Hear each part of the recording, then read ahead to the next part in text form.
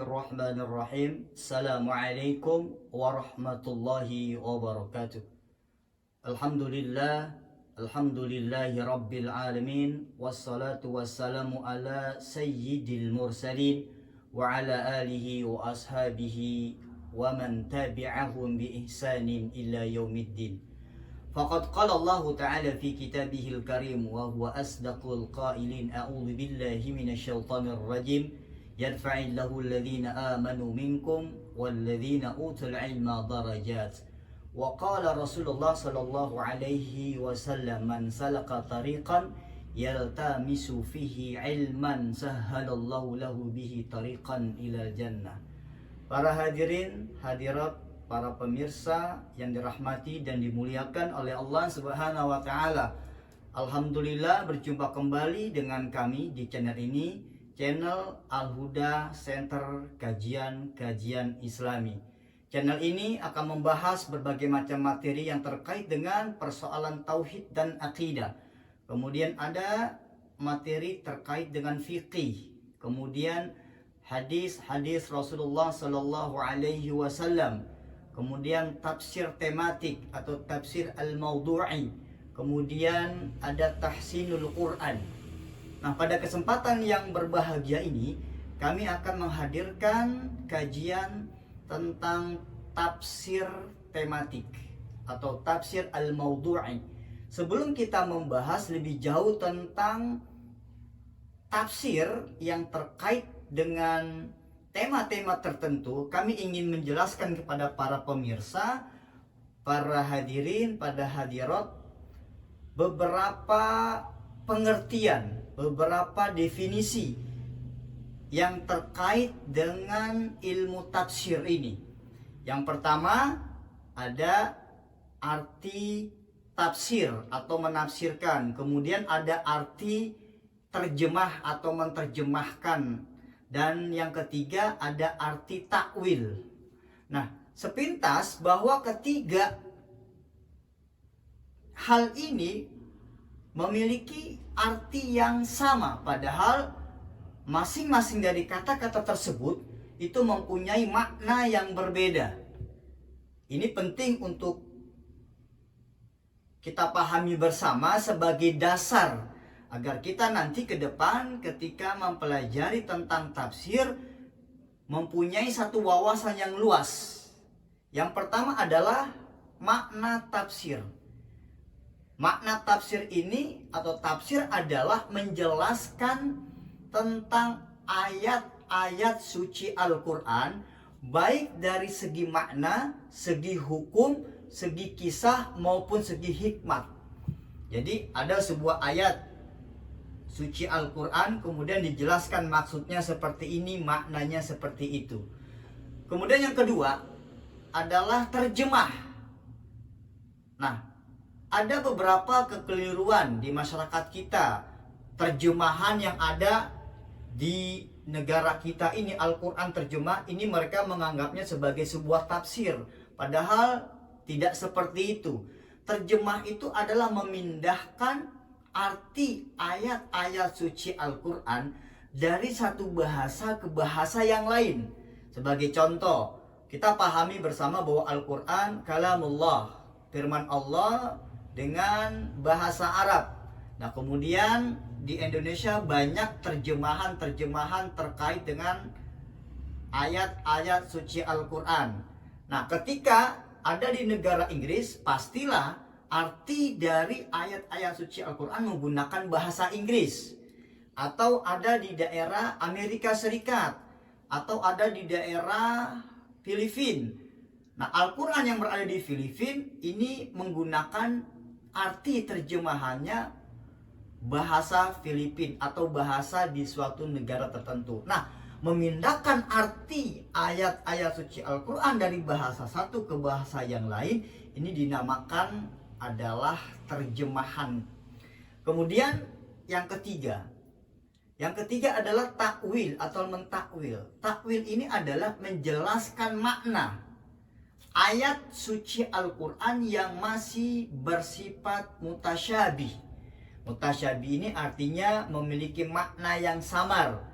makna yang sulit untuk dapat dipahami kecuali Allah yang hanya mengetahui hakikat dari makna ayat-ayat tersebut, dan hamba-hamba yang Allah kehendaki karena Allah memberikan kemampuan sebagai ahli tafsir dan ahli takwil.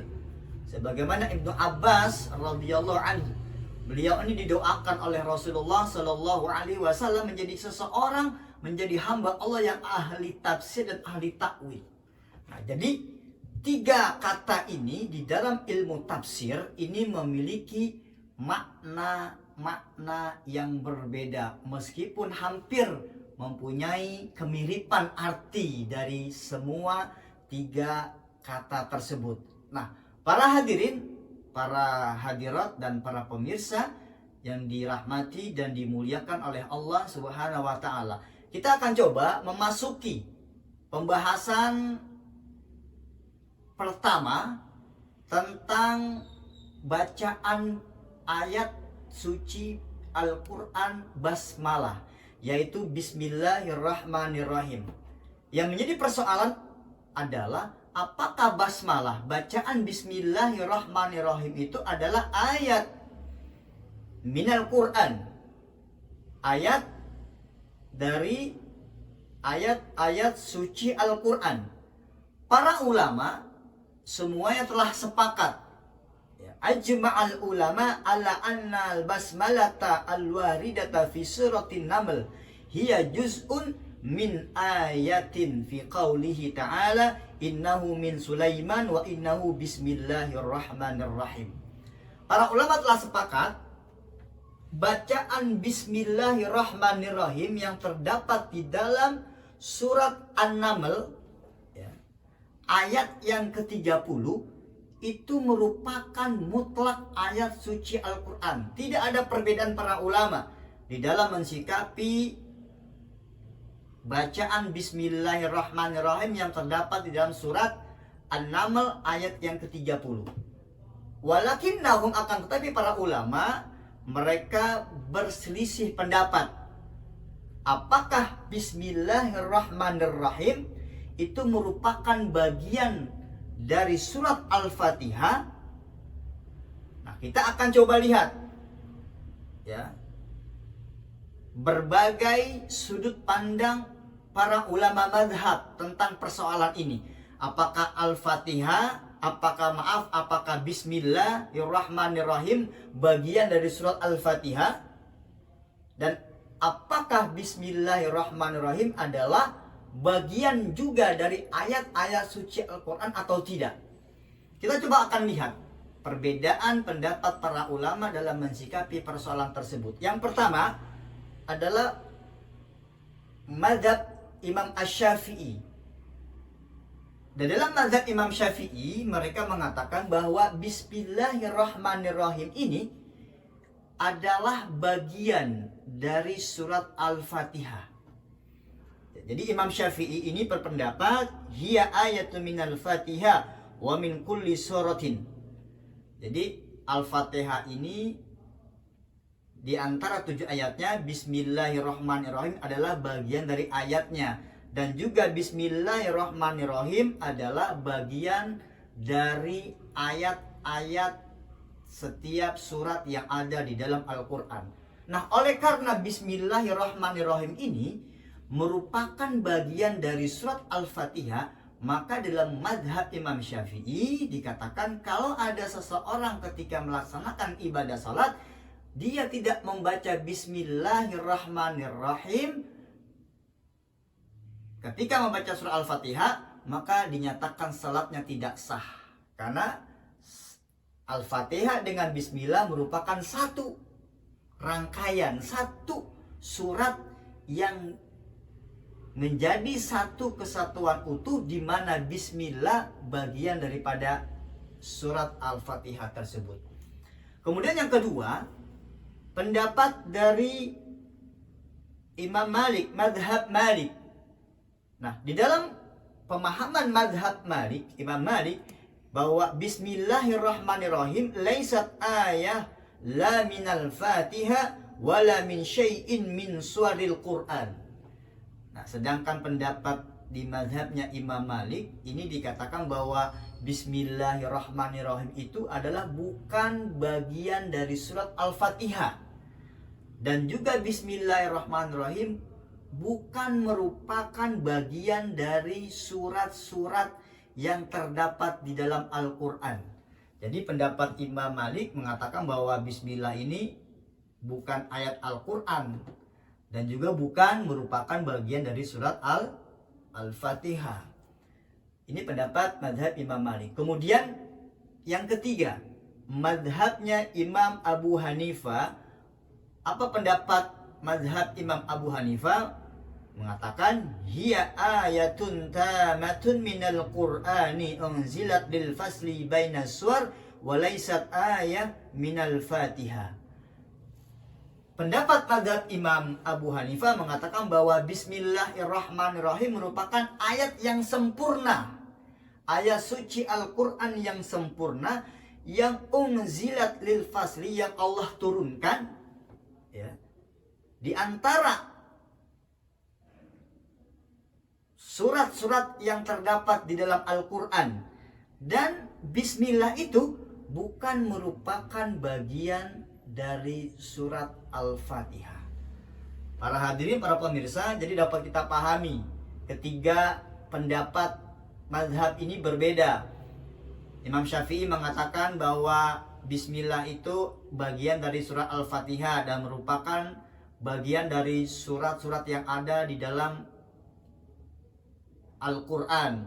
Mazhabnya Imam Malik mengatakan bahwa Bismillah ini bukan ayat-ayat suci Al-Quran dan juga bukan bagian dari surat Al-Fatihah. Mazhabnya Imam Abu Hanifah mengatakan bahwa Bismillah itu merupakan ayat suci Al-Quran yang sempurna, yang Allah turunkan untuk menjadi pemisah antara surat yang satu dengan surat yang lainnya. Dan Bismillah bukan merupakan bagian dari surat Al-Fatihah. Nah, kita akan coba melihat lebih lanjut dasar dalil para imam madhab dalam mengungkapkan dan mempertahankan pendapatnya masing-masing.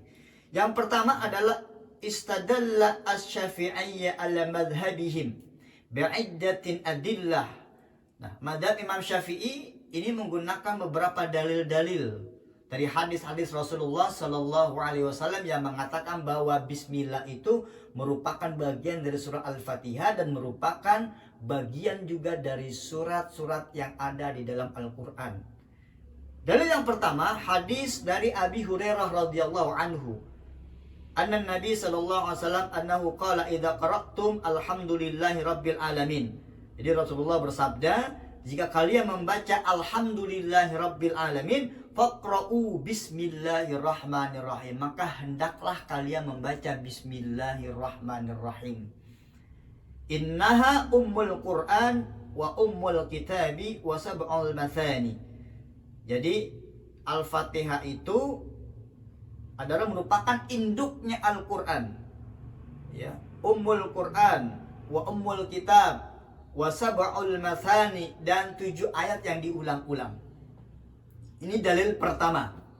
Kemudian dalil yang kedua, hadis dari Ibnu Abbas. Anna Rasulullah sallallahu alaihi wasallam, jadi dari Ibnu Abbas, sesungguhnya Rasulullah sallallahu alaihi wasallam kana yaftatihus salata. Rasulullah itu memulai salat bismillahirrahmanirrahim, dengan membaca bismillahirrahmanirrahim. Nah, dua dalil ini yang terdapat di dalam kitab tafsir Rawa'iul Bayan ini menjadi dasar hukum di dalam mazhab Imam Syafi'i yang menyatakan bahwa bismillah merupakan bagian dari surat Al-Fatihah.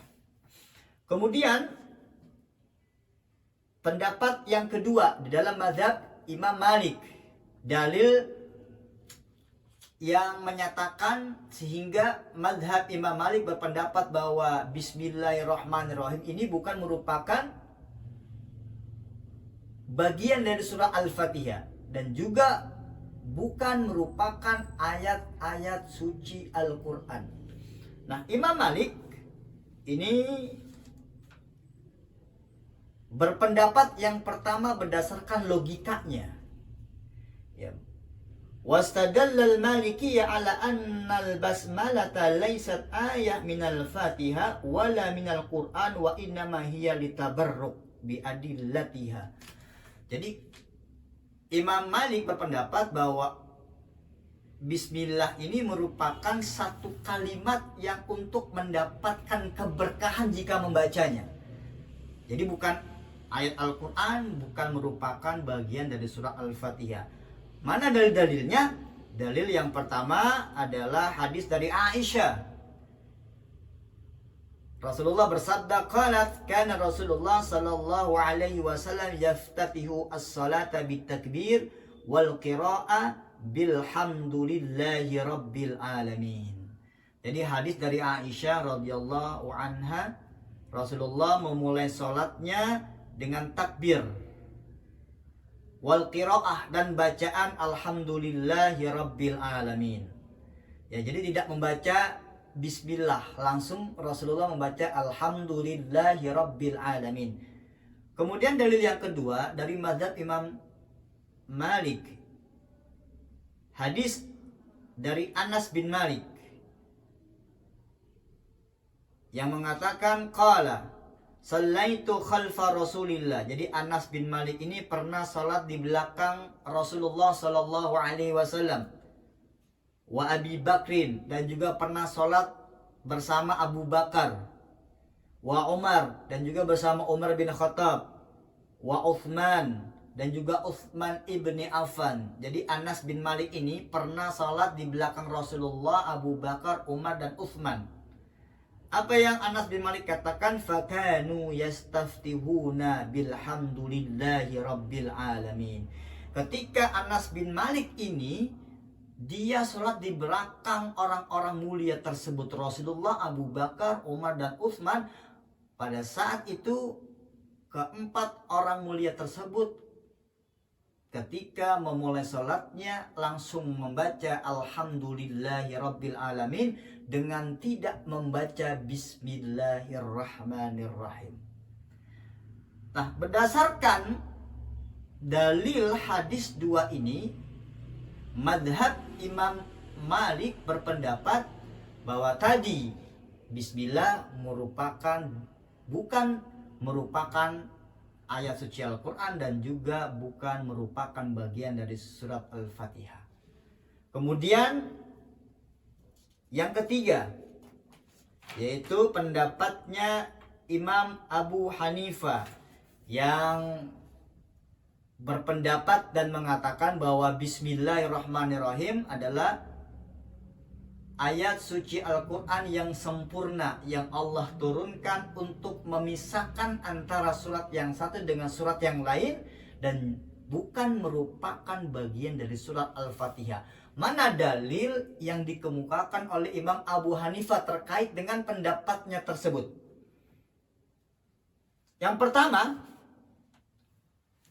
dari Ibnu Abbas ya, radhiyallahu anhuma, anna Rasulullah sallallahu alaihi wasallam, kata Ibnu Abbas, sesungguhnya baginda Rasul sallallahu alaihi wasallam kana la ya'rifu fasla surah hatta yanzila alaihi bismillahirrahmanirrahim. Jadi kata Ibnu Abbas radhiyallahu anhuma, Rasulullah ini tidak mengetahui ya batasan-batasan antara surat yang satu dengan surat yang lain sampai turunnya kepada beliau Bismillahirrahmanirrahim. Barulah Rasulullah mengetahui mana batasan-batasan antara surat yang satu dengan surat yang lain. Nah, makna dari hadis ini, Rasulullah ini tidak mengetahui mana batasan dari surat Al-Baqarah, surat Ali Imran, dan surat-surat yang lainnya. Nah, untuk membatasi ayat yang satu, surat yang satu dengan surat yang lain, maka diturunkanlah oleh Allah kepada Rasulullah SAW adalah ayat suci Al-Quran Bismillahirrahmanirrahim. Nah, kemudian hadis yang kedua yang dikemukakan oleh Imam Abu Hanifah, ma ruwiya ani sahaba annahum qalu, diriwayatkan dari para sahabat-sahabat Rasulullah sallallahu alaihi wasallam, annahum qalu, mereka berkata, kunna la na'rifu inqidha as-suwari hatta tanzila bismillahirrahmanirrahim. Ini juga hampir sama senada dengan makna hadis yang pertama. Kata para sahabat, kami dahulu tidak mengetahui mana batasan-batasan dari surat-surat yang ada di dalam Al-Quran sampai turun kepada kami, kepada Rasulullah, disampaikan kepada sahabat, yaitu bismillahirrahmanirrahim. Nah, berdasarkan dua hadis yang mulia ini, makanya Imam Abu Hanifah berpendapat seperti yang tadi kami katakan, bahwa bismillah merupakan ayat suci Al-Quran yang sempurna, tetapi dia bukan merupakan bagian dari surat Al-Fatihah. Para hadirin, para hadirat dan para pemirsa yang dirahmati dan dimuliakan oleh Allah Subhanahu wa taala, bagaimana mensikapi perbedaan-perbedaan ini? Pengarang kitab tafsir ini, Tafsir Rawa'iul Bayan, Syekh Muhammad Ali As-Sabuni, memberikan satu sudut pandang kepada kita, dan beliau memilih madhab yang paling kuat, pendapatnya yang hampir mendekati kebenaran. Makanya di dalam kitab tafsir ini ada tertulis at-tarjih. At-tarjih itu adalah memilih pendapat yang lebih kuat di antara semua perbedaan-perbedaan pendapat yang ada. Muhammad Ali As-Sabuni, pengarang kitab ini, berpendapat dan mengambil sebuah pendapat mengikuti pendapatnya Imam Abu Hanifah yang menyatakan bahwa bismillahirrahmanirrahim merupakan ayat suci Al-Quran yang sempurna, yang dia bukan merupakan bagian dari surat Al-Fatihah. Kepada para pemirsa dan para sahabat serta para hadirin hadirat, silakan memilih pendapat Imam Syafi'i, silakan memilih pendapat Imam Malik, atau bahkan memilih pendapatnya Imam Abu Hanifah. Akan tetapi jangan kita menjadi taklid buta. Minimal setelah kita memilih sebuah pendapat dari madhab-madhab yang ada, kita mengetahui dalil-dalil yang digunakan oleh para imam madhab untuk menentukan pendapatnya masing-masing. Ini yang bisa dapat kami sajikan terkait dengan materi tafsir. Mudah-mudahan memberikan manfaat dan menambah pengetahuan khazanah keislaman kita. Wassalamualaikum warahmatullahi wabarakatuh.